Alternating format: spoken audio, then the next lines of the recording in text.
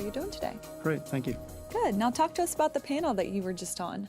Well, it was a very enjoyable panel. It was at the Sustainability Business Climate 2011 conference here. And the topic was co-creation. And co-creation is a way of approaching the building of communities to solve business problems and societal problems, and has a lot of applicability to co-creation. Co-creation is very complicated problems, a lot of competing agendas, competing priorities, and so the whole approach is how do you build communities of internal stakeholders to companies, external stakeholders of customers, suppliers, even regulators, to really collaborate together to solve those very difficult sustainability problems. And what's an example of co-creation?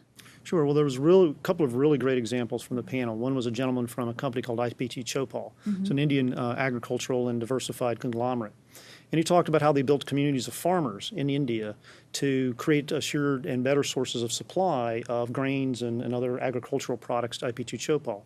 But in doing so, did it in very sustainable environmental practices and very sustainable economic and agricultural practices. Also building paper mills that actually are economically friendly and sound and get green certified by working with the local farmers to plant trees instead of growing trees and to plant other fruits and vegetables to supply themselves while the big trees are growing over the long term.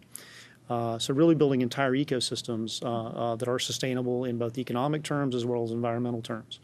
Also, as a gentleman talked about eco-imagination, General Electric, and the challenges they've created in the eco-imagination community of researchers and other people creating innovations for sustainability and low utilization of energy and lower cost. And so large 70,000 person community contributing innovations to ideas that get funded by venture capitalists and private equity people to create innovations in what he calls environmental innovation. Wow, that's amazing and very inspiring.